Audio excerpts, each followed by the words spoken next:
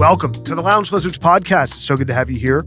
It's a leisure and lifestyle podcast founded on our love of premium cigars, as well as whiskey, travel, food, work, and whatever else we feel like getting into. My name is Gizmo, and tonight I'm joined by Rooster, Senator, and Bam Bam. And our plan is to smoke a cigar, drink some wine, talk about life, and of course, have some laughs.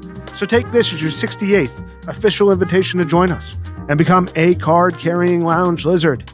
Plan to meet us here once a week. We're going to smoke a Cuban cigar tonight, share our thoughts on it, and give you our formal lizard rating. We discuss the complete Bolívar line. The guys challenge my dinner while driving habit. We answer a listener email, and we share a tribute after the loss of our lizard friend John, all among a variety of other things for the next hour. So sit back, get your favorite drink, light up a cigar, and enjoy as we pair John's favorite wine, Iter Napa Valley Cabernet, with the Bolívar Royal Corona. A beautiful aged Robusto tonight from Bolívar, surprisingly for some reason called the Royal Corona. It's a 50 ring gauge by 4 7/8 inch cigar. Very lucky tonight, boys, to be smoking 2015 Bolívar Royal Coronas. Beautiful little cigar. Yeah, these are great. Yeah. So we came into these aged boxes quite some time ago through an old retailer we worked with, and I was fortunate to get a couple boxes of these, and I've just held them. But Yeah. I'm glad we're doing this on the pod. I know that we've been talking about this for a while. This is, for me, a staple in my rotation. Not for all of you, but I really love this cigar. It's a classic for me. Yeah. Do you smoke this more than the BBF? Yeah. Oh, yeah? I think it's because the BBFs are a bit more valuable. I try not to smoke them through the whole box. These are seem to be more available. Yeah, I agree with you on that. And I think, Yeah. we've kind of been on a run of accessible cigars. But that doesn't diminish the quality and the No. experience of this beautiful little Royal. What I like about this is I think any listener can Corona. pretty easily find these things. It's Is there awesome. a difference between the Royal Corona and the Robusto? It is a Robusto. Yeah. It is. It's just called effectively Bolívar's Robusto. Mhm. But it's called the Royal Corona. It's been around a very, very long time. I believe since 1969. Wow. So it's very popular. But let's cut this thing, boys. Let's do it. Very excited to smoke this tonight. See, we're getting on the cold draw on the wrapper. So these come in 25 count dress boxes, and they come in aluminum tubes of dress box of 10 cigars, which is a nice presentation with the tubes. Beautiful red tubes. Not always with the tube, though. No, there's only two options: dress box of 25 Mhm. and the dress box of 10. Right. That's it. Dress box of 10 with tubos. Right. Which is the preferred way of getting them, I think. I like them in the dress box. Has a little bit of a these Yeah. work in a dress box. You like for the me. slight box press. Yeah, on Yeah. these it works. Cold draw is great. A slight hint of banana. It's weird. Dry fruit type of thing. Very Mhm. slight. A little cedary, of course, which is surprising because they weren't in a cedar box. I get a faint bit of cocoa even Mhm. on the cold draw. Yep. All right, boys, let's light this thing. I'm very happy we're doing this. Me too. The Bolívar Royal Corona, again, it is a Robusto, 50 ring gauge by 4 7/8, a little under 5 inches. Classic Cuban Robusto. As far as certainly our group is concerned, I think this gets a lot of, as Bam mentioned, gets a lot of play in the Lizards, but it's certainly not as famous or popular as, other Cuban Robustos like, Epi 2, D4, even the Ras. I would say this Oh, is a little bit more well known than the Ras, but Mhm. it's a great little stick. yeah.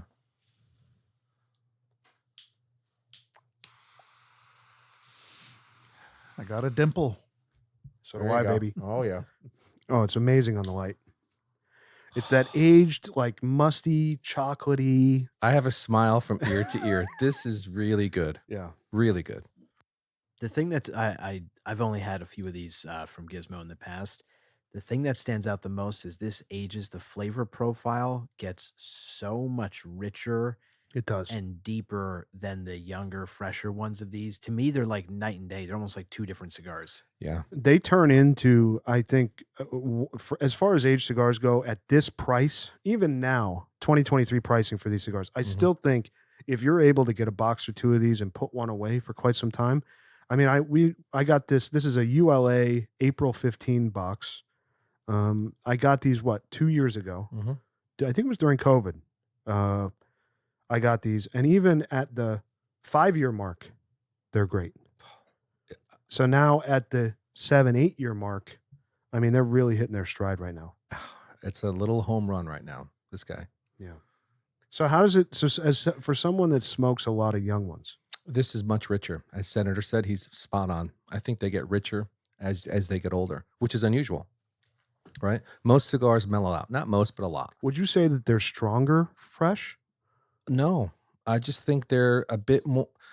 I'm not going to use the word muddled, but there's much slighter in profile. It's a slighter profile than this. This is really getting right to it. Yeah. So one facet of it is I think this gets richer, like I mentioned, but the other thing that's really pronounced to me, the flavor profile is even different when this is young to when this has age on it. I think when this is young, it leads with like earthy Yeah. cedar notes, A little and leather too. For little me. leather. I Yep. agree with that 100%.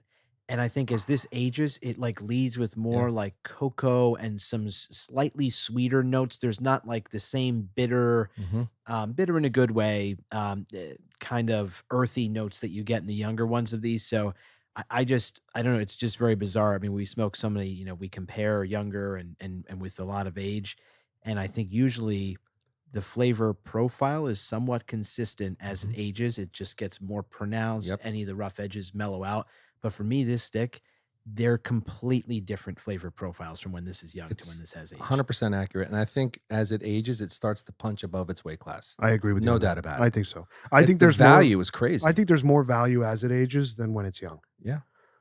So So so how much were these? So I bought them 2 years ago when before the pricing insanity and really before it got crazy, like scarce. Like these weren't very scarce. Nothing really was at that time, aside from maybe Cohiba Siglos or something like that. But I got these for like $400 a box. It's like $15 a stick. Yeah, like $12, $13 a stick. Now again, with age, I mean, I don't know, what does a box of these go for now? I think up around $20 a stick, maybe 18 to 22 is the average. I don't know. Yeah. Honestly, I think that sounds about right to me. And I don't know if it's worth that I don't know. I don't know if it's worth that fresh. It is for me. Yeah. You just buy them and hold them. Yeah. Well, sure. Yeah, Sure. Yeah. I think what I remember, and I haven't smoked a ton of these young, I think I remember like almost like like the chocolate that you bake with. Yeah. It's kind of like semi-sweet. Mm-hmm. And I think it evolves like what we're experiencing now into like a rich, like dark chocolate type flavor. Kind of getting It kind of moves. I think the flavors, like when you smoke a fresh Bolí compared to this has like similar flavors, but they're deeper. They're more enhanced. Mm-hmm. Like you don't get a lot of espresso notes on the fresh Bolívar, but on this, they're just more enhanced. They are. And I happen to think the finish on this is nice and long. Yeah. There's a good finish on it. And I love that you can taste the aged tobacco. It has that kind of mustiness to it. Yeah. The finish is minerally to me. There's a bit of earthy mineraliness to me on the finish. Where on the front, I'm getting cocoa, earthy, leather. I'm definitely I was going to say leather. That's where I was going. Yeah, I get all that up front, but on the finish, I get minerally, and I love it. It's just, for me, a great experience all the way through. So how would you guys compare these? Certainly, Senator, I know you smoke a lot of BBFs. BBF for me has kind of fallen out of my rotation. It's not hitting me like it does for you, Senator. I know you love those too. I do. I think Rooster, you're kind of in the middle, or you love BBF? Only the 2011s. Of course. Rooster, pinky out when you say it. Yeah, exactly. Somebody gave me a 2011 BBF and I was blown away. Yeah. And I have a cap that's like, I don't know, 2018, 2019. I think you guys got it and we split it. Yeah. It doesn't do it. When you smoke that like that year, I mean, that just means that Bolívar needs some age. That's the thing. So hold on to that younger cap. Oh, yeah. So what do these compare, back to you, Senator, what does this compare like a fresh BBF versus an aged one? Yeah. So I two thoughts come to mind. The first is I personally think that fresher BBFs smoke much better than fresher Royal Coronas. I love these with age. I don't love them fresh. Where BBFs with just a couple years age, they'll make my regular rotation. I enjoy them. The other thing I'll say, I think there's this big misconception that BBFs are these really strong cigars. I completely disagree. I I totally think, disagree with that. yeah, Yeah. I think they're firmly medium smokes. At best, they get medium full. The Royal Corona, young or with age, I think is fuller than the BBF. I agree. So it kind of depends on what you're looking for in terms of flavor profile, where you want to slot it. I think you'll notice, since I probably smoke more BBFs than any of us, I think you do. I usually start with a BBF. For me, it's like a good medium. I'm just kind of getting my day or my evening started. It's never a closer for me, where if I was going to smoke 2 Bolivars, I might smoke a BBF and then I move to the Royal Corona. I do think the BBF is an elegant cigar. I agree. The shape of it, it's a little bigger than the Royal Corona. To me, I'm not sure it's expensive, but not much more expensive than this, but it really, to me, signifies a very high level smoke. Yeah. Well, when you say elegant, the thing that comes to mind for me is in the flavor profile in a BBF, there's a bit of a creaminess that I really like in that cigar that I think gives it kind of that elegant finish. Absolutely. I wouldn't say anything about the Royal Corona is creamy. I like it for different reasons. I like the richer, deeper, Yeah. almost, honestly, with age, almost New World-esque flavors in some ways that I get out of this cigar that would slot in later in my evening, which is nice. Now, honestly, right now, aren't you getting hints of potential Padron notes right now? I'm getting some New World here in this guy. For me, Padron natural notes. Yeah, that's fine. Yeah, like the earthiness of a Patron Natural. yeah. And even the cocoa, that like little like kind of bittersweet or dark chocolate, but it's not super aggressive. In the Padron Maduros, that cocoa flavor really It hits you. Padron has a lot more cocoa. That's true. A lot more That's true. chocolate cocoa notes. But that's why I'm saying that Padron Natural, I think the cocoa notes are much lighter, which to me is more similar to this stick. I'm loving this thing. Oh, it's great. I'm loving awesome. You know what's funny? Like I said, I have a couple of boxes of these, and I don't reach for them a lot, because when I'm thinking like Robusto, I'm first going Ras or D4, like all the time. And then I'm usually able, when I sit down, to have a little bit of a longer smoke. So I'm often going for the Lonsdales, the Lanceros we've talked about ad nauseum, and we'll continue to in the next few weeks with more Lanceros. But I'm kind of reaching for those 6-7 inch cigars at a smaller ring gauge than I am for Robusto. So these really have just been sitting. Yeah. You know, for like 2 years. I don't know the last time I've smoked one of these. I mean, it's funny you say that, because I haven't bought a ton of Royal Coronas, but maybe in my life I've bought 2 or 3 boxes. And the funny thing is, I remember a few years ago, I just forgot, very similar to what you're describing. I just forgot they were in my tower, and I had some loose ones that were probably sitting on top for a couple years, and they weren't really exciting me at the time I got them. And I picked one up, and I had such an amazing experience with that cigar, and it just really reminded me, Bolivars, as they age longer, They improve. just transform. Yeah. Yeah. I was fortunate. Our friend in Denver, Mile High Cigar Guy, sent me a 1997 Bolivar Imensas, which is it's like a Lonsdale, I think. Wow. And That's the one they custom made for Rooster, right? yes, and you know, it was really incredible, even with Wow. that kind of age on it. How old you was know. it? It was 97. Oh, brother. Yeah, it was discontinued quite some time ago. Unattainable. Yeah. I mean, one of my favorite Bolivars, as you guys know, is the Bolivar Coronas Extra. Yeah, that's I hard mean, to get that thing to. has so much flavor. Yeah. Yeah, Hard that's to your get. favorite one. That's your favorite Boli, right? I love that. But Love the that Petite stick. Corona is awesome. Yeah. Now the Petite Corona, we would be remiss to not talk about the That Petite is Corona. awesome. Now that's a powerhouse little stick. It is. And I kind of, when I go for that shape, that Vitola, I like to also bring a few of the other marcas in that same Vitola, the Por La Renaga. Yep. And I like to have part of a short, kind of all in the same rotation when if I'm going for that size cigar. And I like the Ramon in that size too. Oh, yeah. Small That's Club Corona we did on the one of the best. short smoke special. How could I forget? Incredible. How could I forget? That's awesome. That's the box you shared with I know. Pagoda. We're not going to do it, Bam. Don't worry. Let's move away. But quick note on the Bolivar Petite Corona. I'm not a big fan of that cigar. Why? I find them young to be very aggressive and Oh, yeah. harsh and unrefined and not at all enjoyable. But as I've shit on that cigar for so long, I forget who had given me a pretty heavily aged. Puba did. Because he gave us all old ones up at the North Lounge. I Could think. be. Yeah. I feel like I've Very had well could have multiple. been He him. might have given me one and someone else. Yeah. And just like we're talking about how these Bolivars transform, all those rough edges completely gone. Yeah. And I grew to totally appreciate that cigar. Now, the thing for me is, do I have the patience to age Petit Coronas? I'm just going to be perfectly honest. Like, no, I'm No like, way. it's a short smoke. I'm not going to wait years for that. So I pursue any Petit Corona that can smoke decently with just a few years of age on it. But for the more patient folks out there, I mean, it does have a ton of merit. I really did enjoy it. I don't even pursue Petit Coronas. I bought 2 boxes and I left them in there, and I'm not going to look at them for a while. And I have one once in a while. Mm-hmm. When the first time I had that cigar, it was an epiphany for me. It was a dried fruit bomb, and I fell in love immediately with that little guy. Awesome cigar. And I'll always go for a box There's a time and a place for a small stick like that. Like the up and half Corona. That's a different cigar to me. I know. It's like the commitment on that and where it fits in the rotation. It's always that's always like my last stick of the night. I'm always reaching for the up and half Corona there. I do not smoke. I can't tell you the last time I actively packed a Petit Corona in my case. Well, my big mistake with Bolívar Petit Corona was the first one I had. I wanted something short, but not too short. So I had it in the morning with coffee. That thing kicked me around in the morning. I was like, this is not the nicotine buzz I needed to start the day. So I learned my lesson the hard way. I think everyone needs a box of that Petit Corona in their humidor. I love the Bolívar Petit Corona. I mean, nothing like that. You know, I like it in the morning. The double, well, you're right after double espresso and high octane. Right after your Padron 90th. Yeah. A couple of kicks in the ass in the morning, get you going.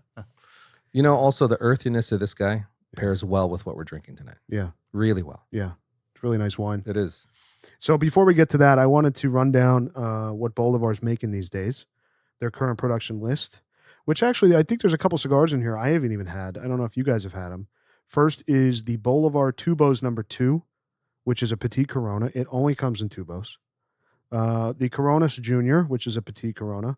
The Belicosos Finos, obviously we mentioned. The Petit Corona, the Bolívar Petit Corona. Rooster's had all these cigars, by the way. The Royal Corona we're smoking tonight. And the Libertador, how do you pronounce that? Libertador? Libertador. Yes, that is a LCDH exclusive double Robusto, 54 by 6.5. Gigantes. Gigantes. That's a not make that anymore. Ramon Alones stick, isn't it? No, it's oh, you're right. Yeah, that's right. Yeah, they do. They had a Coronas Gigantes, which was a Churchill, discontinued 6 years ago. The Bolívar Coronas Extra that Rooster mentioned was discontinued in 2012. And the one I want to talk about, I haven't had it. It's a very special cigar. Is it a regional? No, it was an LCDH exclusive released in 2007, discontinued in 2011. The Bolívar Gold Medal. Oh, yeah. Boy. Which is really a nice presentation. I encourage the listener to look it up. I'm sure you've had it. He's had it. He's definitely had it. He probably has a box. I've never had it. But what's cool about that, guys, is the head of the cigar to about 3/4 of the cigar is covered in a gold foil. Wow. And then it has the Bolívar band on it and the LCDH. Big fucking deal. And why I mention that, Rooster, why I mention that is there is a re-release coming in 2023 of the gold medal from Bolívar. So that'll be a nice we'll try it. Nice cigar to look for. The reason why I like that, guys, it's a Grand Corona, 48 ring gauge by 6.5. They'll put it in a fancy box and charge you $1,200 for it. Yeah. What about put like gold foil on it? Like, come on. There was a regional that you introduced us to. Silver something, Jubilee, is that a stick? Oh, the Bolívar Silver Jubilee. Great stick. Oh, I gave you that? No. How'd you have it? You showed it off at Senator's Lounge, but didn't distribute it. Yeah, I obviously didn't have enough. I'm sorry. Yeah. Bolívar, unfortunately... You know, I stopped him in his tracks there. You've had that? It's rare that Bab gets Rooster outdoes quiet. Rooster. That was impressive. Ladies and gentlemen, that will never happen. I will never outdo Rooster. So Bolívar, we talked about this several times on the pod, the kind of... The great massacre of some of these portfolio brands in the mid 2010s. I mean, you can't imagine like how many cigars were discontinued from Bolívar.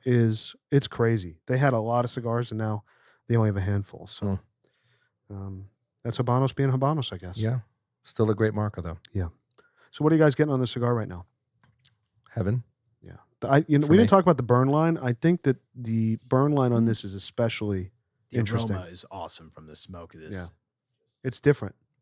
Have you noticed how the ash is like a darker gray, A bit. Yeah. right? Yeah. It always is on these. Yeah. Wonderful cigar.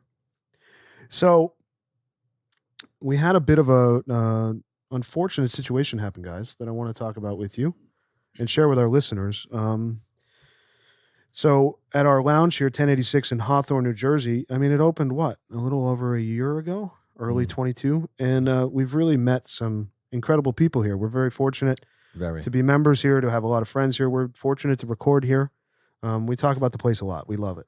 And unfortunately, we lost one of the members to an illness earlier this week, which came as a total shock to all of us, because we just thought he'd get better.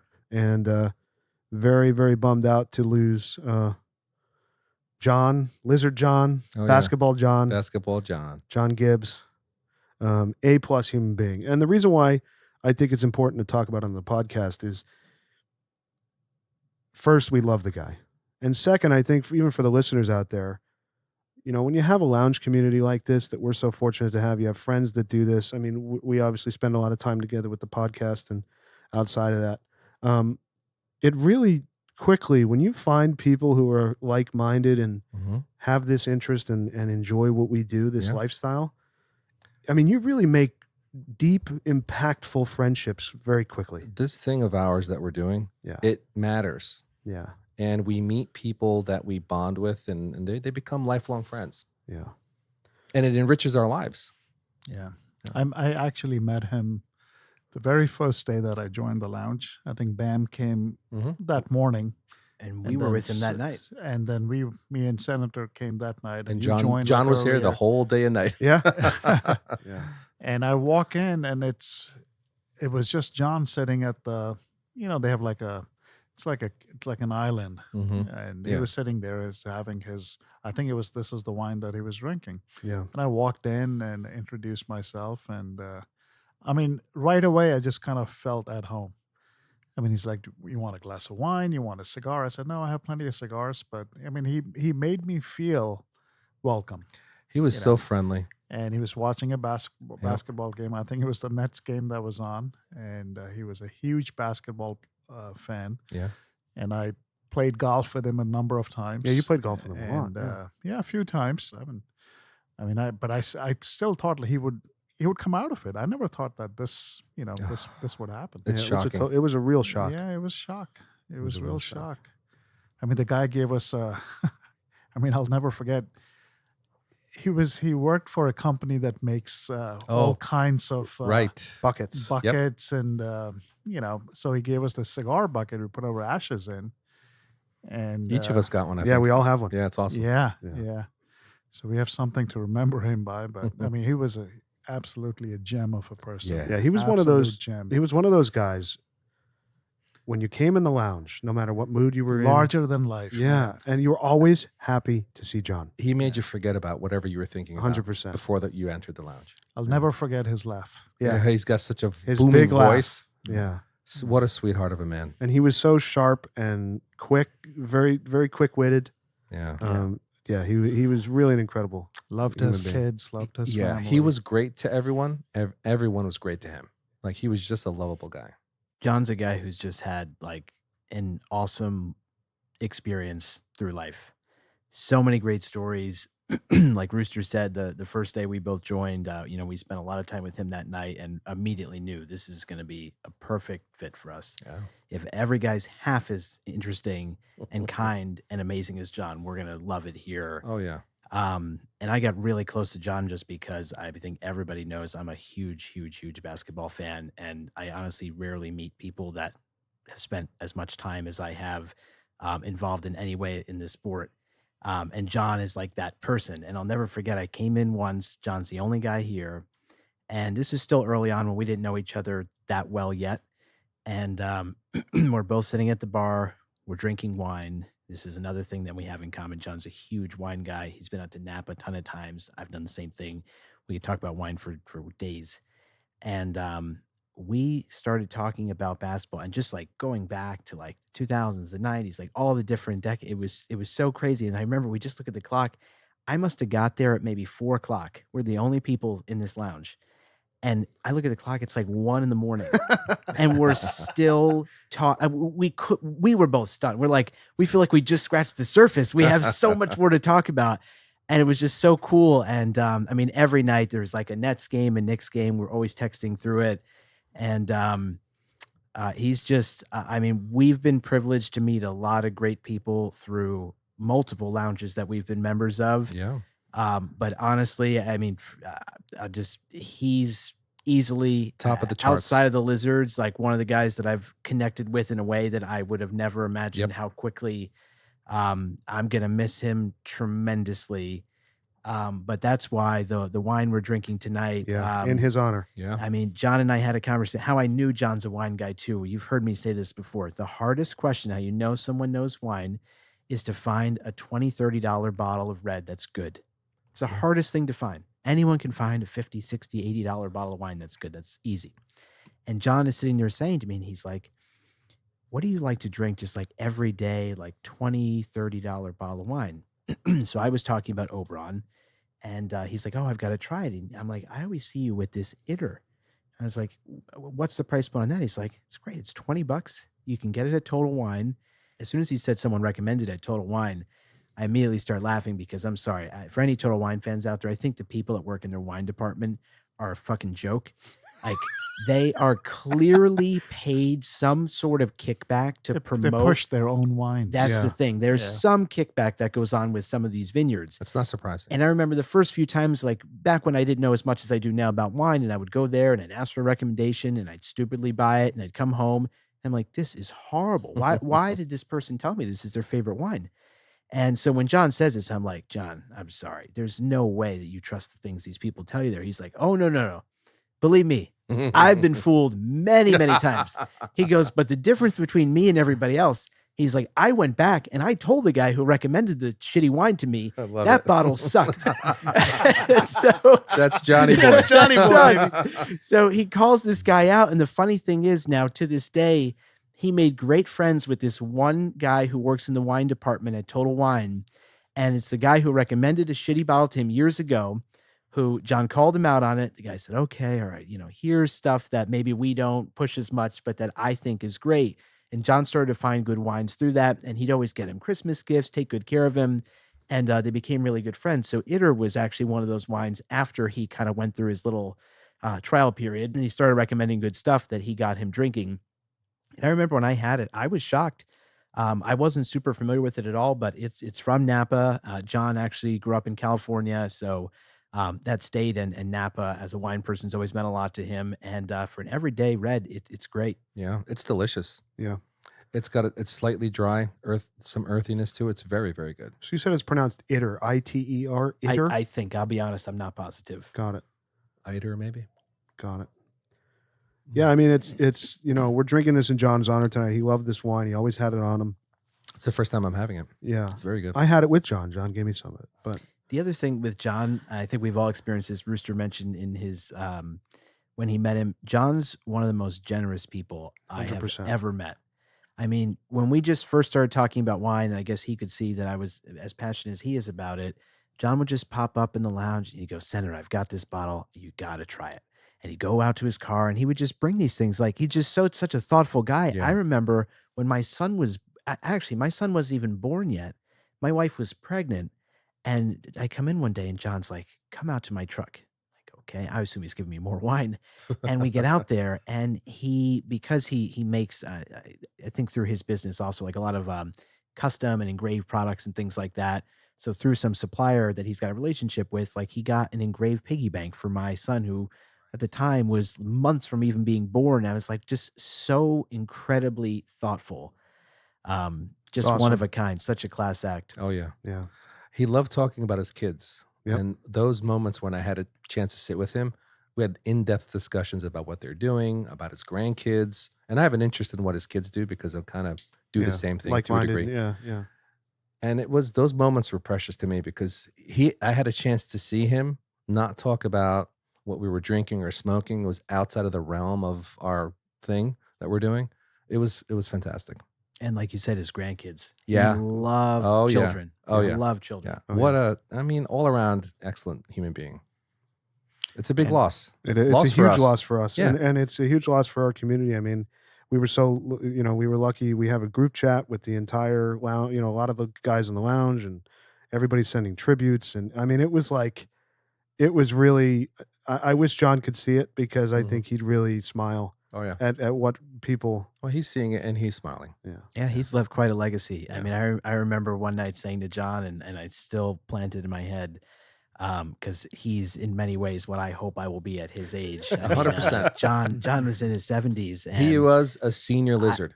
he no doubt was. about it. I said to John one night, I said, John, I pray that when I'm in my 70s, I'm half as cool as you are. Totally. I mean, he could hang with the best Oh, of them. yeah. Just a guy who lived life to the fullest, always upbeat and happy. Just an awesome. That's everything I aspire to be later in life. Agreed. I remember, I would always play with the Sonos and put stupid music on when I drink. And I remember we were talking, and he said, "Put on some fucking Snoop Dogg." John loves Snoop Yeah, he Dogg, does. man. We watched the does. whole Super Bowl That's right. performance with With Dre Snoop Dogg and and Dr. Kendrick. Dre, he all loves, of them. He loves Tupac too. Tupac Loves too, Tupac. and Lizzo. Yeah. Yeah. You love Lizzo. And he was the only guy who didn't believe in online gambling. Yes.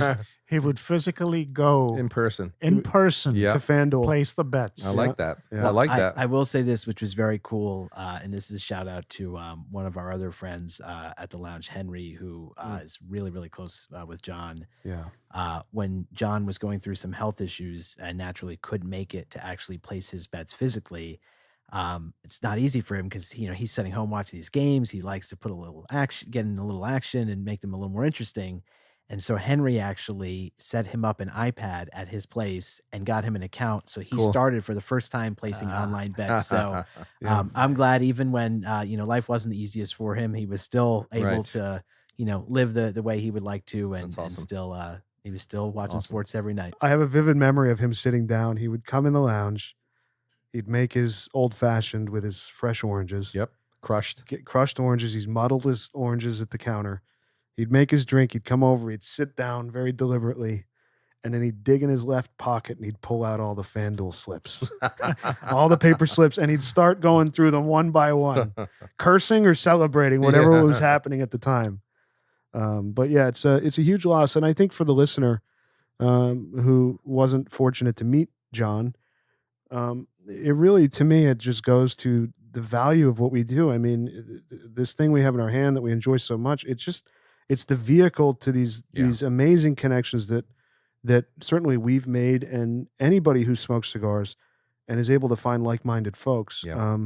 It's a wonderful vehicle for real deep human connection that you can't find in other. I don't want to call it a hobby. It's really a lifestyle what we do. And as Puba, I'll use his word, the archetype of the person who does this is. And as Senator said before, it is the ultimate equalizer. It's the cigar. Yeah, When you're in that absolutely. lounge, it doesn't matter if you're a CEO Totally. or a carpenter Absolutely. It has nothing to do with money. or It has what you nothing to do do. with what you do. Yeah. It has everything to do with what kind of person you are and how willing you are. Right. To And make honestly, real I think connection. that's really the whole point of our podcast, right? Yeah. That's why we started this. That's why we do what we do. Yeah. Absolutely.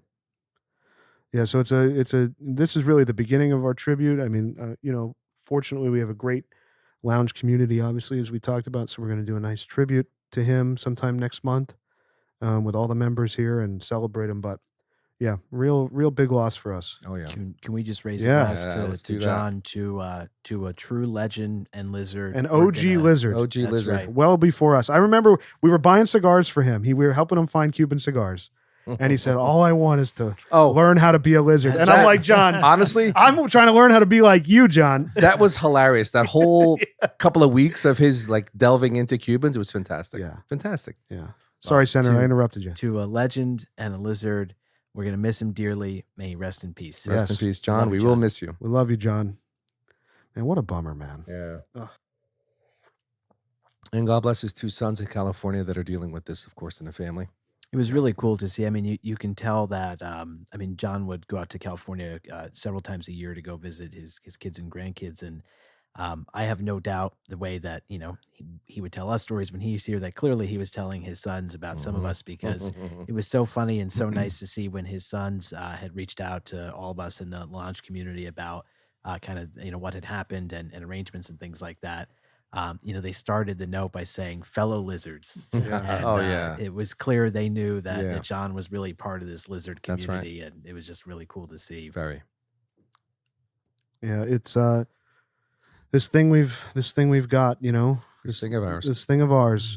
It's a really beautiful thing, and again, we do this podcast, and we've got a wonderful community of folks out there, and everybody has their pockets of people, and if not John, someone else. I saw on FOH the same day John passed, somebody else on FOH put up a tribute to a cigar buddy that they had lost, and it really was like, wow, like Yeah. this is a really amazing community. Yeah, I think the thing that people don't realize, I think even people in my house, this really hit me hard. And the thing you don't realize in this lounge community, the people that you see most often, you literally see a lot of these people as much as your own family members. 100%. Like that's where I think people, it's like, oh well, this is just someone at your cigar lounge. It's really not. It's Yeah. It's someone that you see multiple times a week, Right. literally only second to your own immediate family, and you just become really close. And it's such a tight knit group, and I think that's why it's so hard when you lose, someone like that. But I think he's a testament to Yep. what the lounge community should be like. Like Rooster Totally. said, how welcoming he was. So generous. Yep. So generous. Yeah. So yeah, an incredible guy, and like I said, certainly the start of our tribute in our local, our little community here. Really a great guy. Huge loss. Huge loss. All right, boys, we're about halfway, a little further than halfway here in the Bolívar Royal Corona. I am finding this to be a perfect cigar for tonight with how we're feeling. A perfect match for this excellent wine we've got. Just fantastic right now. It's a rich smoke. Yeah. I am going through it very quickly. And it's still delivering on all notes very highly. Jeez, he's not kidding. I know I'm he's not. looking I- at Damn, Mike. this I have is- another one. He's gonna have to smoke that while we finish Honestly, this one. I'd be happy to do another one. I know you would. I do love this cigar. I really do. I You know. know what's amazing is if you smoke just take a whiff of the aroma. Yeah, it's incredible. It's really amazing. It's very, so I don't do this very often, hold it vertically under my nose like Gizmo does. I do it all the time. You capture different notes in the smoke than you do when you wave it under your nose. I think you capture more. Yes, there's much more. Technically, there's more. Dude. What's the word? Not taste bud, but there's more. Olfactory. Yeah, in your nose than there is in your mouth. The smoke is sweet. hmm That's very unusual. It's actually Well, sweet. I agree with that. The funny thing is the smoke, the aroma is more baking spice and Upman like, honestly. It's totally Like, baking spice. the 100% aroma's right. not what you traditionally expect out of Bolívar, which is why when I say like it just transforms with age, it's truly unrecognizable to me from where this starts. And I'm curious what the end of the night's going to tell. Yeah. I see it's going to be fantastic. A lot of people, depending on how we rate this, they'll scoff and they'll say this is not an elite cigar. It's not a high level cigar. I don't know if I don't agree with that, but I think it'll be a little controversial. I think the important thing is that in this moment, the experience that when you pick up this specific cigar with this specific amount of age on it, Yeah. It's rare at this point. it's really, but it's really a special cigar. And I think for the listener out there who isn't gonna buy a 15 or can't find a 15, whatever it may be, I can't find a 15 right now. But it's really the point that you can buy a reasonable box of fresh Cubans 21s. and be patient with them and smoke one every 6 months and just journey with the box, journey with it as it ages. And by the time it's by the time it's 12 years old, you're able to compare. That's the ultimate cigar experience to me. It is. Really. And that's the thing. I mean, not every box, gets so much better with age. I mean, truly, we've had age, R&J Churchills that are garbage. Garbage. Don't bring So, up that cigar, Rooster. I think, the value for a listener, hearing this that hasn't maybe had that much experience with the Royal Corona, it's a cigar that's worth actually holding on to. I mean, Yes. I inadvertently experienced that to an extent. I Just did too. forgetting. You've done the same. The only reason that we did this tonight on the podcast is because I'm looking at the list of cigars we've done going, what Cuban marca really should we, try another stick from, like, right now? And Boley came up, and I'm like, oh my God, I have those Royal Coronas in the tower that I just don't reach for them. I'm surprised it took us so long to do it. Yeah. Honestly. Yeah. Well, it's working out pretty good right now. Yeah. Trying to waft the smoke to my face. It's just, it's awesome. And the other thing I'll say, just such a testament to this cigar, the way it's pairing with a full-bodied cab is just awesome. There are certain Cuban cigars that have enough character that they can hold up with a fuller red wine, and this is one of them. I think anyone who hasn't smoked this and is going to try it, or who has, ought to try pairing it with a red. I think it works perfectly. Yeah. I mean, this is most definitely a medium to full cigar. Yeah. Yeah. Oh, yeah. I mean, I'm trying to think of any other cigar that this compares to. And it's easy. In a Cuban cigar, and nothing really comes to mind. It's easy for a lot of listeners to confuse that with strength rather than the flavor profile. Right. It's two different things. Yeah. It's full flavored. Yeah. I think this is a delicious, full flavored cigar, but very smooth. Yeah. Not strength wise, right? Yeah, the delivery is very smooth. Oh, it's amazing. And the other point I wanted to make about aging too, if you're thinking about Robustos, let's just single those out, right? Let's say you get a box or a pack of D4s, and same with RAS, same with these, same with EP2.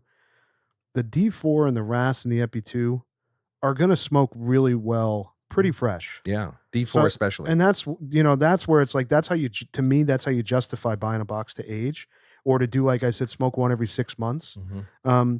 Because you can get these other Robustos at a similar price point that are smoking great right out of the box, pretty fresh, like they're really delivering, and may not be, they may not have the potential that a cigar like this does after 8 years. Maybe they do, maybe they don't. But at that moment when you buy them, you can smoke them.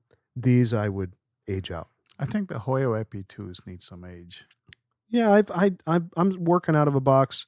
I've had a couple of those. My father-in-law loves them. They're 2020s. They're inconsistent. They're smoking great. Though. They're inconsistent. They make a lot of them. A bit. By the way, your father-in-law is very unhappy with how you characterize his smoking preference. Oh, is that? Do we know that? He and I had a conversation about We this. actually know this? Oh, we sure did. Oh, we sure did. I didn't know this. He looks at me. So Gizmo brings him to the lounge one night. I was at the lounge. We had a great conversation. Love your father-in-law, by the way. He should spend more time here. You're good, Giz, but he's a lizard. Oh, yeah. Oh, he's very much a lizard. He's a lizard, and we're chatting, and he's like, I feel like every time Gizmo talks about this is a cigar my father-in-law would like, it's always cheap and mild. Started to die.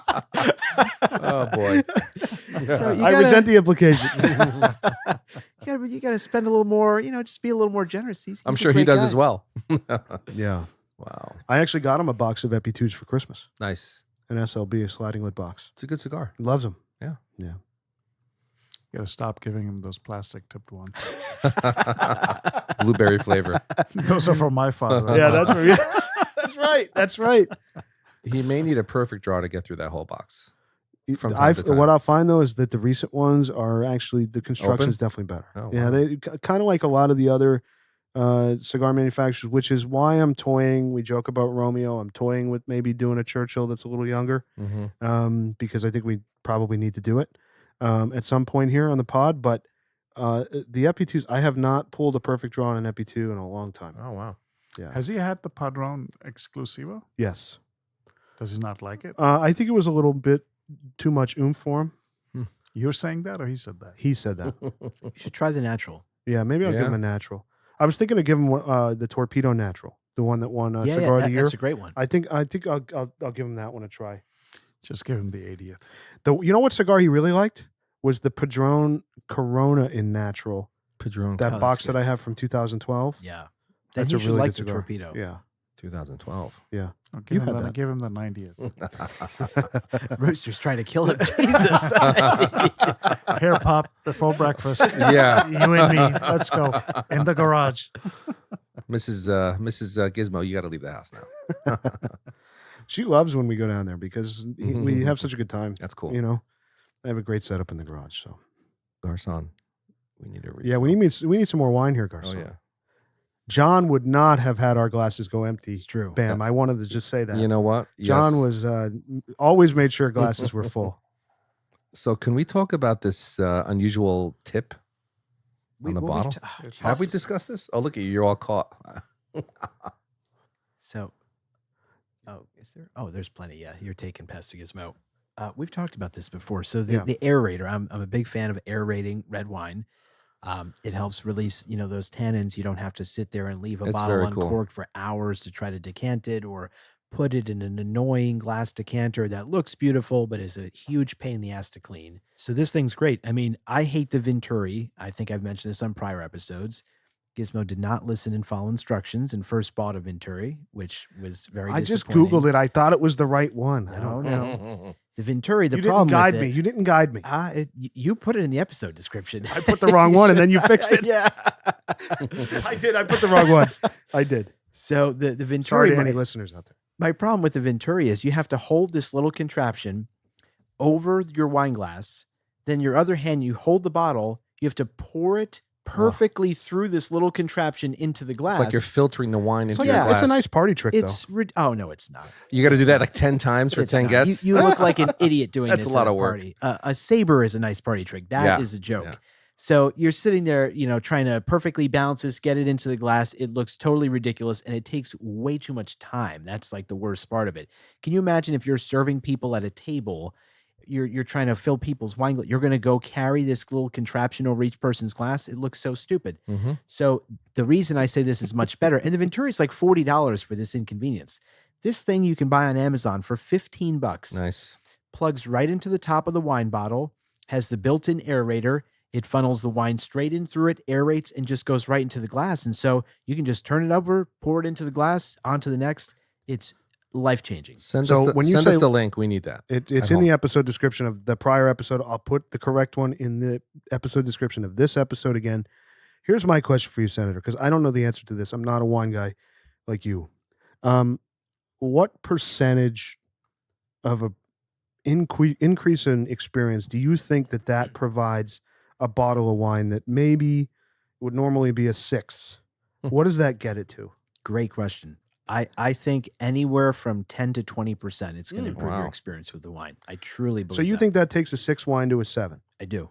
So it's like decanting the bottle without decanting it, isn't that right? Yeah. To a degree. Now here, let me just explain like why I give a range. It depends on the wine. A wine that's already smooth and doesn't have a ton of tannins doesn't even. I mean, it's not harmed. It benefits somewhat marginally from it, but it doesn't need it. So that wine is, if it's a 9, it's still going to be a 9. A wine that has a lot of tannins, that's going to help open it up. Now, it still may be a shitty bottle of wine that either you don't like the flavor profile or it has so many tannins in it that even as this aeration helps release some of them, it's still a bit too tannic for you, and you may not score that very high. So I don't think it's going to fundamentally change a wine as much as it's going to enhance a good wine and make it possibly very good, even great. Or it's just going to make sure that if you're opening a great bottle, that you're going to get the great experience that it's designed to have, which requires some decanting. And it just shortens that time. There's nothing more annoying than having to have the foresight and think before you're having people over and you want to open a certain fuller bottle of red, and you've got to sit there and let that decant for 5 hours before they get there.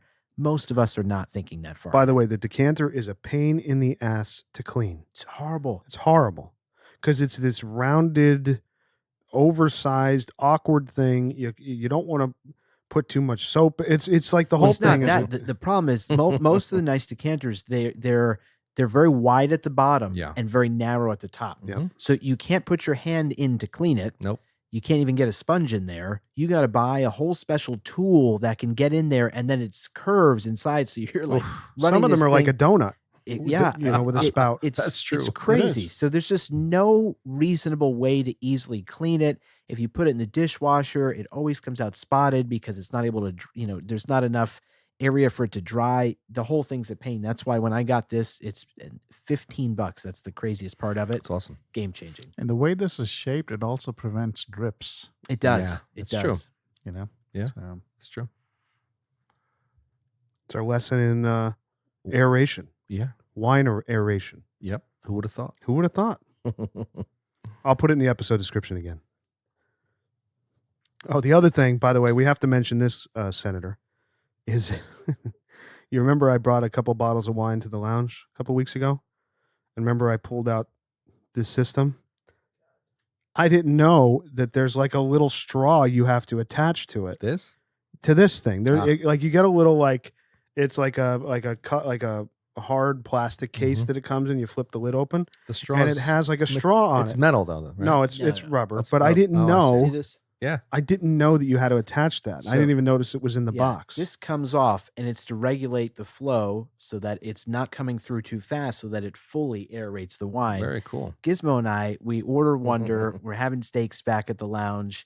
He brings this great bottle of wine, and he puts this in. And I'm like, did you attach the straw to the thing? He's like, what straw? It didn't come with a straw. I'm like, Giz, I'm telling you, it comes with a straw. Was it He's just like, pouring out of it? Yeah. And then he's like, there's no straw with it. So I'm like, go get the box. He brings the box over.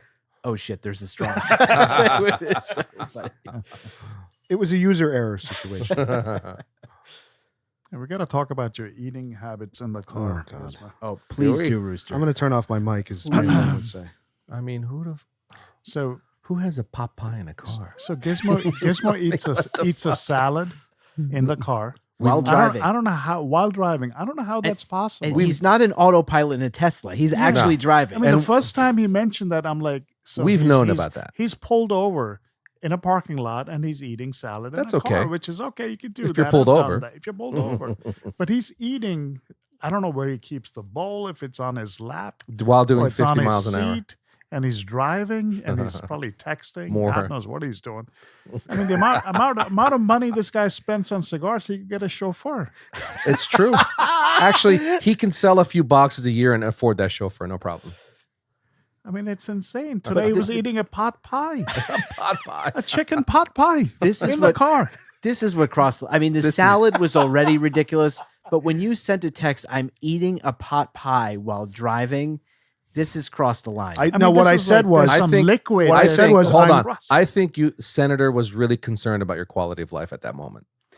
Eating a pot pie. That's just over the Everything. What I It said crosses was, over the line. I'm eating Like a, you a may as chicken well pot be pie a at truck this point. driver. I mean, I'm like, it's one thing if you're driving a truck every day, you have limited opportunities, to stop and eat. You have plate. Why you couldn't pull over to eat your pot pie? I have no idea. I think the name Gizmo, he must have some kind of a contraption hooked up to his vent or something that holds the pot pie under his chin. under his chin. It feeds him. And there's a spoon that like comes out and like, A robot feeds- that he's built himself feeds him as he's driving. Oh, boy. I mean, listen, here's what I do. Okay, so it wasn't a whole pot pie. It's a Costco pot pie, which is, by the way, the size of like an extra Mexico. large. Yeah, it's like the size of an extra large pizza. Really? Yeah, it's the greatest thing ever. Costco is. Bam could polish it. No, I do. no, you couldn't polish. When I was a this. kid, I loved He chicken could. pot pie. It's massive.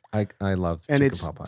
it's made. They make it in the store. Each store makes them rotisserie chicken, Wow. whatever. It sounds like a Costco ad. I got to try it. By the way, the chicken noodle soup that they make in the store, unbelievable. Anyway, Really?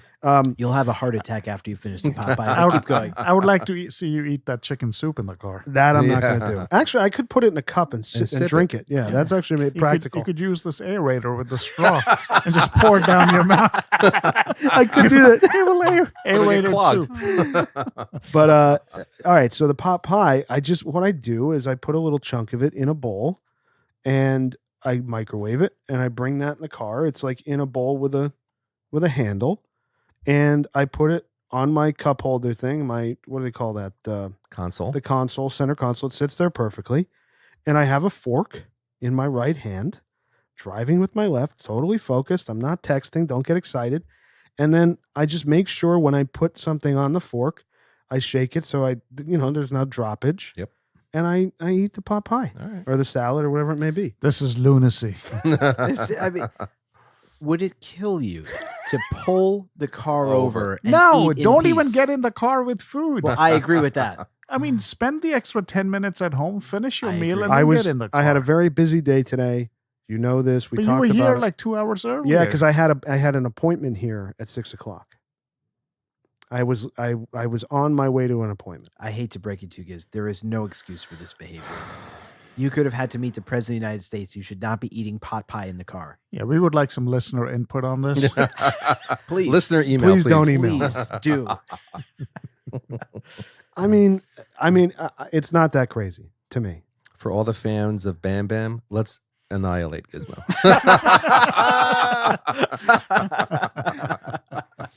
You know who you are. I don't think it's that crazy. I mean, if there's listeners out there who think it is, I'd love to hear it, but I don't.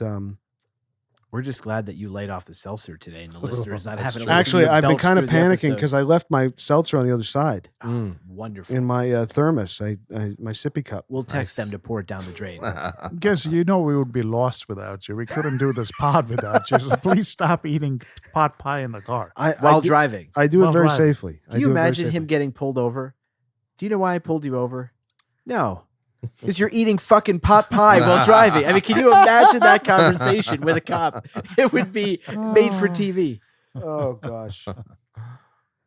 Listen, I'm doing my best. Yes, you are. Well, I'm down to about 1.5 inches of this thing. It's really incredible. It's still quite delicious. It's now. so It good. is. Yeah. Yeah, it's really a special cigar at this with this age. It's a great experience. Like, and you think about, we've talked about regionals and LEs, limited editions, and LCDH editions, and we've had decent experiences across the board. Mhm. But we've also had a lot of really challenging experiences, Epic failures. with really expensive cigars. Yeah.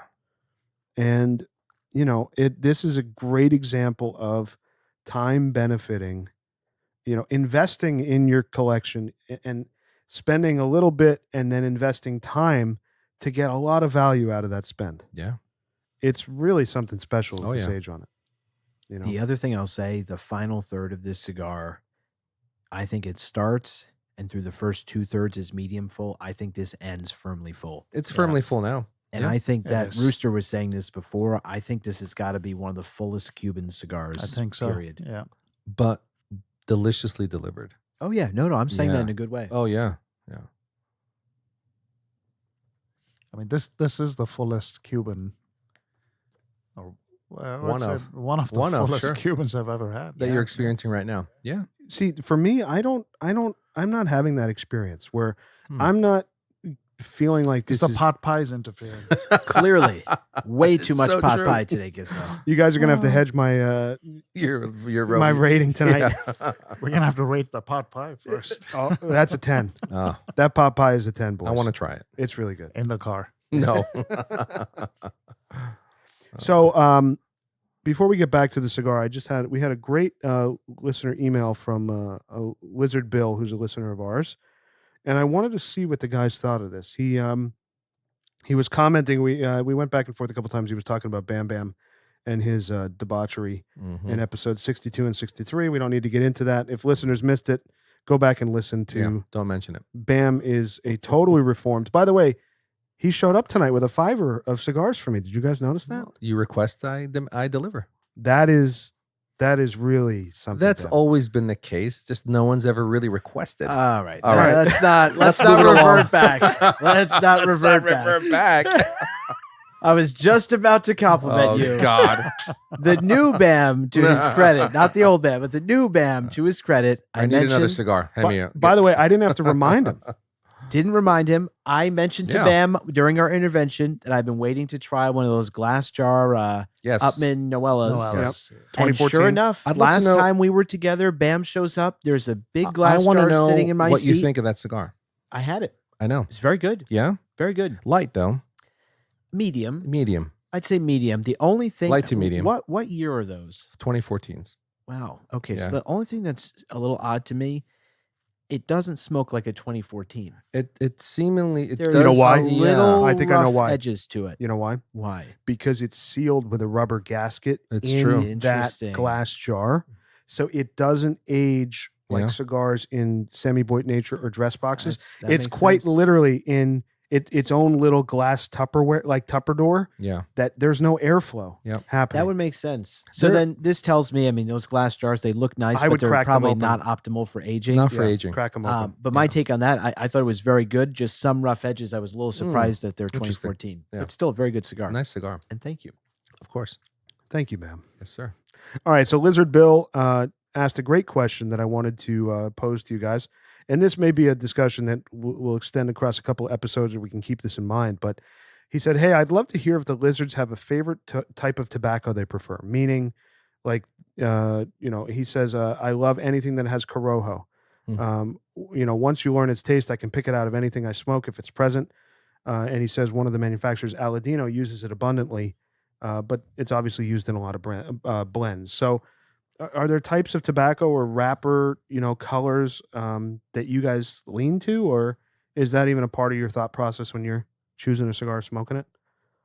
Because I go back to my quick answer to this is I've thought about this. Obviously, I saw this email before you guys, but I thought about what Rob said about you get a Lucy with a great Rosado wrapper on it, or you get, to me, Mag 46 when it has that reddish. Yeah. Yeah. The Magnum 46 from H. Upman has that reddish type of wrapper on it. It's special. It's special. Yeah, Or it you is. get a BBF that's really dark. Dark. Mm-hmm. Or a P2 that has, or a D4 that has that dark wrapper. Yeah. So I wouldn't say. I also happen to like the D4s when they're very light as well. So Yeah. it's funny you say that. I I feel the do. same way. Like that's why I'm having a hard time with this question because I think I have strong preferences about this. Depends And on the then cigar. every now and then I'll get something that's wildly lighter than I'm used to, the wrapper, D4s in particular, like Yeah. Bam is Oh, saying, yeah. and I'm not happy about it. And then I begrudgingly light it up and I sit there and I say, oh my gosh, this is so good. It's interesting. The lighter ones I've had, they are sweeter Yeah. and really tasty. So I'm not sure that I have like a very specific, prescriptive, yeah. like this is exactly what I like because I feel like what I think I won't like, I sometimes am really pleasantly surprised by. And it. we've learned what the DNA of each of the cigars that we smoke are over time. And you kind of rely on that profile, Yeah, I kind of look for like sticks with some sheen on it. Yeah. Yeah. I mean, there's certain sometimes you see boxes that come up and you kind of look for that. I mean, I hope they're not like photoshopped or anything to put the sheen, but when you get the box at home and there's a nice sheen bit of an on it, oily wrapper. Yeah. It's a good box. Yeah, agreed. Like those 80s that Senator aged. Yeah, they had the Padrones. Yeah. I'll just say this. This is my secret with any cigar. I do this every day. Like no exaggeration. Whenever I come to lounge and I pick sticks out of my tower, I just hold them up to the light. When sticks have aged just long enough, they start to get these little sparkly crystals on them. Yeah.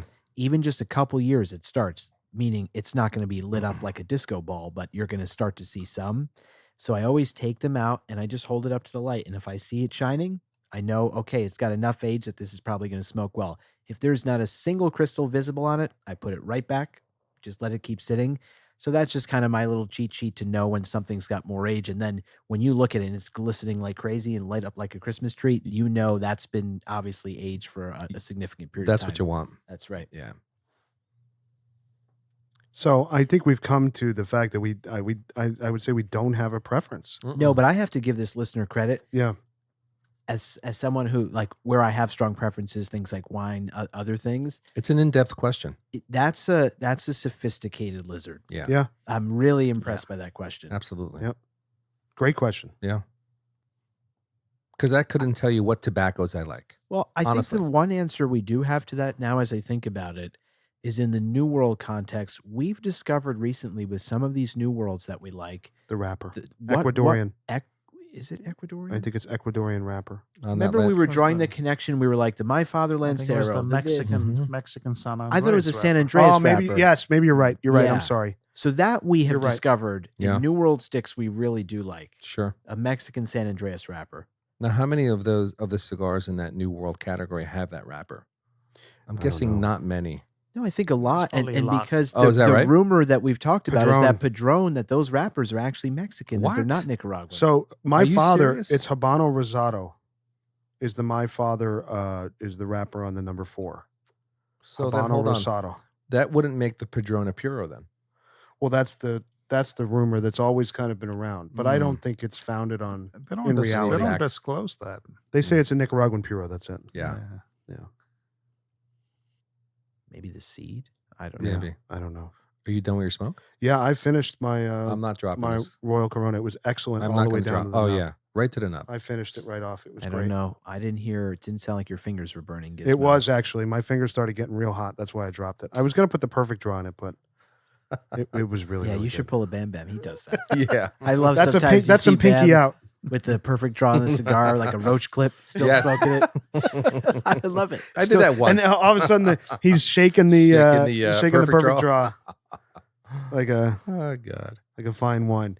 I got a question for you guys because I think I know my answer to this, and I'm kind of thinking about having not smoked this for quite some time, smoking this more, because I think these cigars are kind of hopefully at their peak, or I don't know where they're at in their journey, but I think I need to start smoking these and not let them sit for another 10 years. But I'm wondering, I'm thinking about using this at like after a meal if I have a 45 minutes or an hour to have a cigar. This is really an excellent cigar to have after a meal. It's a treat. No I doubt. agree with that. Yeah, like even a full like Yeah. steak dinner type of meal. I think that this would Sure. work Yeah. really, really well. Even we're almost at the end of the cigar. I mean, still have some cigar to go. I mean, there's no harsh notes. No. Nothing. It's still smooth, No rough edges. perfect delivery. Absolutely. I mean, I'm great- much great further cigar. along than you are, and it's really still very Yeah. nice. Yeah. And we all have gone through it. There wasn't a single draw issue. No. Construction was great. Nope. Combustion was great. Like I haven't had a single one of these with an issue. Now I will tell you, I've had young Royal Coronas. They've all performed. For me, I've never had a bad one. Now the flavor notes are much milder Mhm. in the younger cigars, but the draw has always been perfect. And the construction, for me, it's great. Young, old. The only thing I will say about this cigar, it's funny, we were comparing this to other Robustos like the D4, the Ras. And this is true of most Bolivars, but I tend to think the BBF is like their most refined looking cigar. Absolutely. It's a very rustic looking cigar. Yeah. Yes. And the funny thing is, I think it's akin to the Ras, Yep. not in flavor profile. They're In different. look. But in look, Yeah, man. where the first time I looked at a Ras, I said, that's not a really nice looking cigar. But then you light it up and you're sitting there saying, wow, the It's- flavor's yeah. awesome. And I think that's also true with this cigar, which is why it may deter some people. You don't see this in a shop in a box and say, wow, that's a beautiful stick. You say, oh, that's rustically Yeah, rolled, it's not pretty. but they're delicious. They are. What was the cigar that we had with Dan when we had him on the pod? San Luis Rey Regios. Was that a Robusto? It's an Hermosos. Hermosos. It's the same size as length, the. but It's the smaller? same size as the Monte Cristo number 4. Okay. Okay. Yeah, I think. Yeah. An evening with that cigar followed by this would be great. Yeah. That was a great it's a cigar. Schwa Supreme is also Yes. Hermoso, Yeah. Yes. Another excellent cigar. which you just got. Yes, sir. Thanks to Senator. So, boys, we're coming to the end of our cigar journey here. Before you rate the wine, any final comments before we get to this excellent wine pairing? Honestly, the pairing tonight I think was spectacular. Well, I All want to talk around. a little bit about the wine. I feel like we've said nothing other than we're enjoying it. Yeah, let's talk about it. Well, you're the wine guy. You're the wine. Hey, this is on you. No, look. This is on you. Look. You wanted to talk about Speak pot up. pie, No, Speak no, up, no. Senator. and you pushed the listeners' no. needs aside. Don't just. I've worked very hard to try to refine these lizard palates, and I think I've achieved that because Well, you Gizmo have. the other day tried a great bottle of wine that he recommended to me Did he? that I tried, and I said I agree is very, very good. What about the rest of us? Um, Thank you very much. You weren't here. All right. so I think every lizard has developed a palate for wine at this point. I really do. Agreed. But I think the way this wine drinks, it's from Napa, so it's fruit forward. You get dark fruit like blackberry right up front. But what I like about it, and what John and I think our palates have always been very similar. We don't like overly fruit forward or overly sweet California wines. We like some balance. And I like in this that it's balanced with a little bit of earthiness, with a little bit of oak. I mean, for $20, it really, I think, it punches above its weight class. I think if you just poured this blind to someone, they would say, "Oh, this is maybe a Mid-40s. $40, Yeah. $40-something Napa, cab." Yeah. So, I think they've done a pretty nice job with this wine. It's slightly dry, which I happen to love. Yeah, A I slight agree. dryness to it. It's great. I think I'm interested how this would work with food. But it'd with work wonderfully with food. totally, and Well, I'm that's my assumption. I think it'd be great. Honestly, with pasta or with a steak, I think for me this would be great. That's the thing that's remarkable about this. This holds up well with a steak. The Yeah. funny thing is when John and I were going back and forth about this wine and Oberon, kind of the two $20 pound for pound best wines at that price point that you can easily find. Yeah. And John, it was so funny. I remember because we each traded a bottle of them, and John was like, "Oh, I was just gonna have one when he was by himself," and then he's like, "But I felt like it was so similar. I needed to try the other." So he basically just like killed the two bottles. He's like, "I had to taste test them side by side," and he goes, "Senator, I'm telling you, I had each in a glass. They were almost indistinguishable. You know what? I was But- about to say the same thing. They're very honestly. similar, but what I will say about this wine, this has a bit more structure than Oberon does. Oberon, I would not pair with a steak. This, I think, holds up with a steak. So I think there's also something about this where at $20 to have the legs to be able to have this with the range from a pasta to a steak Yeah. says a lot. Yeah, I agree. And the funny thing I'll also say, I think Rooster found this once. One of our cigar groups that we're involved with, there was a discussion around what are like your favorite kind of accessibly priced wines, and someone had actually recommended this. I think you found that. Do you remember that? I think so. Yeah. Yeah. So it has other fans. I wasn't Right. familiar with it until Right, John had right. introduced us to it, but Loving the pairing. Great pairing Oh tonight. yeah. I think to me, this wine with this cigar was just an absolute home run Yeah. for me. the other thing Totally. I like him getting on the finish is just a little bit of cocoa, which I think goes really well with this cigar. Yeah. Yeah. Yeah, it's really well paired. And again, despite the time and despite if you tried to buy a 2015 box today, we're talking about a really reasonable experience that we had tonight price wise between both the cigar and the wine. Very, very reasonable. And we said both do punch above their weight class. 100%. We said that earlier about the cigar, and you just mentioned it about the wine. Absolutely. Yeah. Great value. For a Cuban cigar. Yes. Yeah. For a Cuban cigar. There's not a lot of value right now No. in young Cuban cigars or old ones for that matter. I mean, think about what Cuban Robusto you can buy for under $20. Right now? Yeah. Not many. None. That's probably nothing. Yeah. Maybe in a 50 cab or RAS or something like that. That's about it. Yeah. That's about it. D4s have skyrocketed. Yep. Seeing those for the low fives. I paid just under $800 though for a 50 cab of RAS. Yeah. Not too long ago. Yep. We ought to congratulate Bam. Bam sourced Yes. Wow. his first 50 No. cab. With, that he with his shared. health. With Gizmo's health. I sent it to him that it was See, available. Senator, he stole my thunder. You see You that? pointed to me. I wasn't going to do it. Bam, I tried. I know. Just take the credit, man. All right, boys. Are you guys ready to do the formal liquor rating on the Iter? Yeah, Iter? yeah. How do we pronounce that? I'm gonna say I think Iter. Iter. Either. That's my guess. I like Iter. All right. Bam Bam, you're up. I got to give it a 9 for the price and what we're getting for it. It just tastes for me like Senator said earlier. It's well above its weight class. I'm giving it a 9. Senator?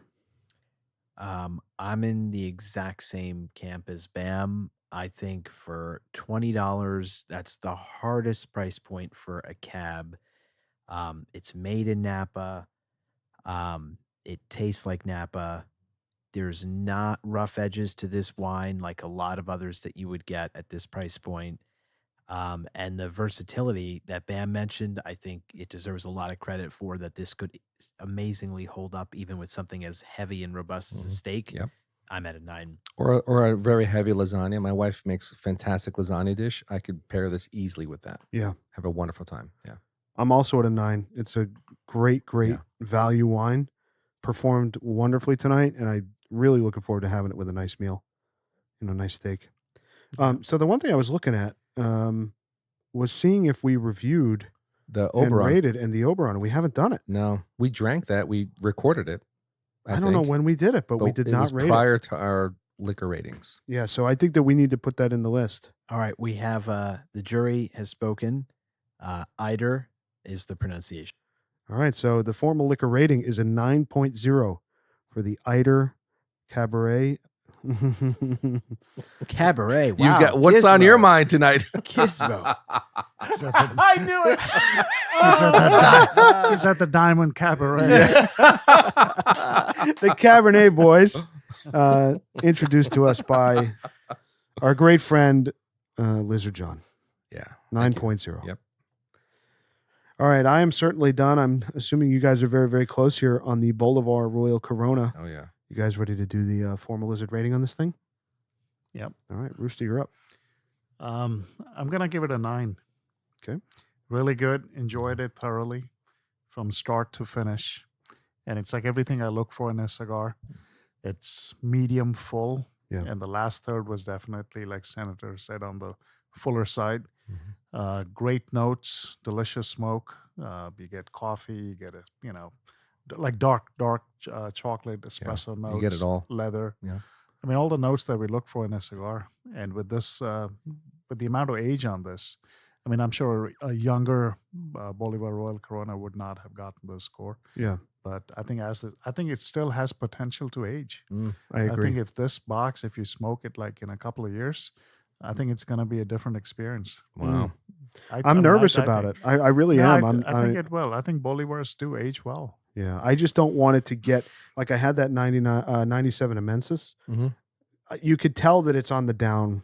It's on the. It's after its peak. Well, you have 2 boxes, right? I have 2 boxes of these, And you've yeah. broken into one. Yeah. So maybe the one that you've opened, you'll sample in a year Exactly. and then see how it goes. Yeah, and, just keep. I'm Yeah. gonna make this and if it improves, then you keep that other box. exactly. Yeah. I'm gonna regularly test this and see how it goes. And I'll help you test it. All right, perfect. Yeah, we all will. So they'll be gone in about 2 weeks. All right, I'm also going to give it a 9. I think that this is continues to be probably the best Bolivar that I've had, the best experience with Bolivar. It does perform better for me than Bellicosos Finos, young or old. That cigar is just I've fallen out of love with it, which I know is sacrilegious to Senator, but it's definitely a 9 for me.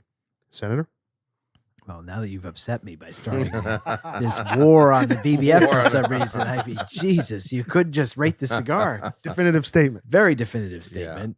Well, now I'm going to strike back and start with, Uh-oh. I hate this cigar. Young. That's good because that's one less cigar I need You're to an give out. awful liar, by the way.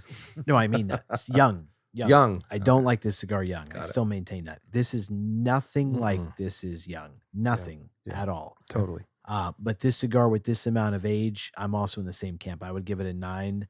I think, like Rooster said, a lot of the flavor notes in this are exactly what we pursue. I do wish it looked a bit nicer. Yeah. I mean, that's where when you compare it to a D4 or some other Robustos, I think it falls a little bit short. But it's got a lot of merit, and I think it's an evening smoke. Don't make the mistake. Well, unless you're Rooster, Yeah. don't make the mistake I did trying to light this or a Petite Corona from Bolivar Make up in the the morning. mistake. Smoke it in the morning. Judge for yourself. But I do like this. And my take on this cigar, like I would only pursue this with age in a way that the BBF, I'm happy to smoke with just a couple years of age and relatively young. So that's where I'm at. I'm also at a 9, but I'm very happy pursuing young Royal Coronas and keeping them for a while because I happen to love this cigar. Yeah. For me, it's a regular cigar that I have often, and it's a love affair for me. Yeah. So that's a flat 9.0, boys, for the formal Lizard rating on the Bolivar Royal Corona. And the one thing I will say, because we didn't talk about it, I kind of mentioned it briefly, is that I wish it was a Corona. I wish it wasn't a Robusto. I wish it was the same exact flavor profile, just a little bit longer. You want more of it? Yeah. I want more of Me it. too. Even if the ring gauge was the same, Mhm. I just want a little bit more of it. Another half inch or an inch, I'd be so much more thrilled Yeah. than I am at a Robusto. Yeah, they need to make a Lonsdale. Oh, that'd be awesome. Every wow. brand does. Yeah. Honestly, tonight's pairings, everything was just delicious from beginning to end. What a wonderful night. Excellent night. Reminds me of the Ras pairing. I don't remember what we had with that, but that was a delicious, delicious evening. The cigar and the spirit together, fantastic. So the one thing that's interesting I wanted to bring up to you guys, we've only done one other Bolivar on the pod, I think, maybe 2. but namely the one that we should mention. We did the Bolívar Belicosos Finos on episode 11 quite a while back. We did that with Macallan 12. And it got an 8.1. So obviously that was a young cigar. Very young. Yeah. So I think, listen, obviously we're going to get to a point where we try a lot of these again in the coming months and years. But that was that's another great smoke from Bolívar. Much different experience. And Are for you that kidding to me? be that young Yeah. and get an 8.1, I mean, imagine with age. Yeah. To me, the BBF is a historic cigar. I mean, that's a must to have. It's a must. Yeah. People love that cigar. Yeah, I do too. Definitely. We gave the cigar a 9, a wine a 9, and Lizard John is a 10. Oh, Absolutely. yeah. Off the Well charts. said. He man. will Off the always Well be said. missed. Yeah, Yeah. It's a huge loss. I love that guy. I do too. Yeah. Yeah, such a sweetheart. Yeah. Well, boys, an excellent night here with both our cigar and our wine. Nice tribute to John. We're going to miss him. Excellent. 9.0 for both. Yeah. Thanks, guys. John Gibson, rest in peace. We will miss you, John. Absolutely. All right, boys. We'll see you next week. Hope you enjoyed this episode. Thanks for joining us. You can find our merch store and ratings archive at our brand new website, loungelizardspod.com. That's loungelizardspod.com. Don't forget to leave us a rating and subscribe on your favorite podcast platform. If you have any comments, questions, if you want to reach out, say hello, tell us what you're smoking, email us, hello@loungelizardspod.com. You can also find us on Instagram @loungelizardspod. We really appreciate your time, and we'll see you next week.